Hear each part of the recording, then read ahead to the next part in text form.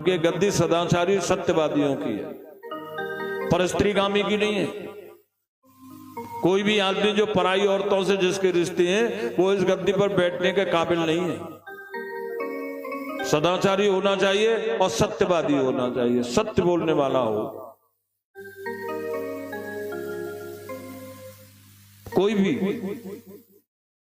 और स्त्री नहीं बैठ सकती रजस्वला होने के कारण। स्त्री और शूद्र और व्यभिचारी ये दो नहीं बैठ सकते। इमी को पलट पग देत जी गद्दी पर बैठे हैं। सबने बलराम जी का स्वागत सत्कार किया, ऊंचे आसन पर बैठाया, लेकिन गद्दी का नियम है कि बीच में उठ के नहीं जाना चाहिए। चाहे अपने गुरुजी भी आए हों, उनकी सेवा पहले कर ले, बाद में कर ले, लेकिन गद्दी गुरुजी की भी पूजनीय है। अश्व ब्रह्माश्रम ये ब्रह्म गद्दी है, इसलिए सबकी इसके प्रति निष्ठा सम्मान होता है। गद्दी छोड़ करके बीच में जाएगा तो गद्दी का अपमान है। उनका गद्दी से बड़ा महत्व जिनके लिए छोड़ के जा रहे हैं, इसलिए गद्दी से बीच में उठ के नहीं जाए।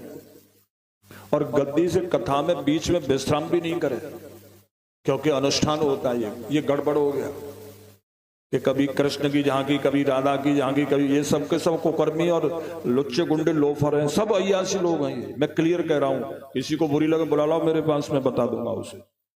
कितना ही बड़ा ब्यास हो, जो ब्यास गद्दी पर ये नौटंगी, वो अय्यासी मिलेगा और खानदानी अय्यासी मिलेगा भी नहीं। और जो धर्म के साथ में खिलवाड़ कर रहा है वो अय्यासी नहीं तो और अय्यासी किसको कहते राजू भाई? जो धर्म के साथ में खिलवाड़ करे वो भी तो अय्यासी है। फिर ये कहां लिखा है कि तुम नौटंकी कराओगे, उसकी रुक्मणी की झांकी कराओ, कन्हैया की कराओ, उसको नचाओ, उसको नचाओ। हमारे गुरुजी आ गए, कथा रोक दी, हमारे मंत्री जी आ गए, इनको उठा के गद्दी से फेंक देना चाहिए ऐसे लोफरों को, अय्याशियों को। ये अय्याशियों के लिए नहीं है, तो वो बीच में जा नहीं सकते। बीच में उठ करके नहीं जाना चाहिए, बीच में रोकना भी नहीं चाहिए। जब से कथा से बैठे, जब तक टाइम हो तब तक कथा पे बैठा रहे, किसी से निगाह नहीं मिला, एक धनुष तक निगाह रखे, गद्दी तक ही निगाह रखे। सुनने वालों से निगाह नहीं मिला, क्योंकि सुनने वालों की निगाह कई तरह की हो सकती है, गंदी भी हो सकती है। गंदी निगाहों से मिलेगा तो कोई भगवान जी थोड़े ही हैं। व्यास गद्दी पे बैठने वाले का भी दिमाग खराब होगा। इसलिए गद्दी पर, ये व्यास गद्दी पर बैठ करके नजरें नहीं मिलाए किसी से। ठाकुर जी को कथा सुनाए,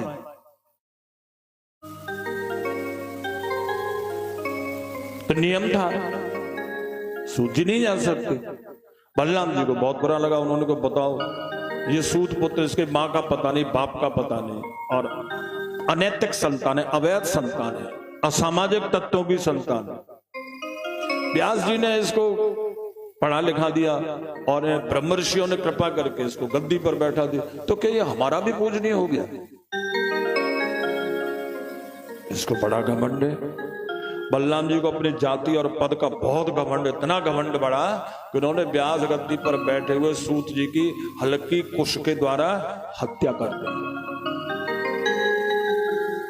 इस बात को देख करके ऋषियों में हाहाकार मच गया।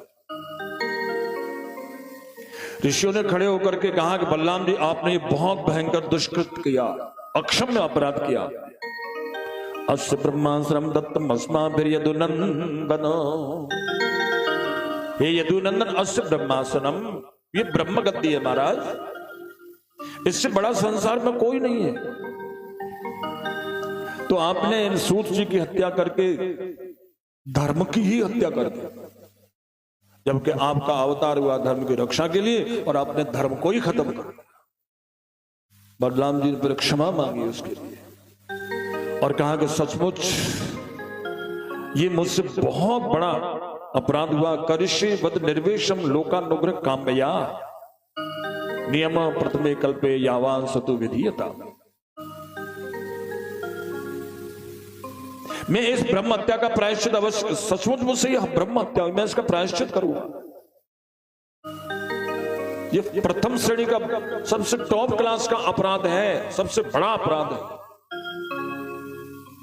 जो मेरे लिए कठोर से कठोर दंड हो ना, आप उसका विधान करके मुझे बताइए, मैं सचमुच शर्मिंदा अपने इस दुष्कृत्य से। तब ऋषियों ने बलराम जी की प्रशंसा करी कि बलराम जी, अगर आप अपने इस कृत्य को सही मानते तो धर्म खत्म था, लेकिन आपने इसको अपना अपराध मान करके धर्म की रक्षा करी है। बोलिए श्री बलराम जी महाराज की।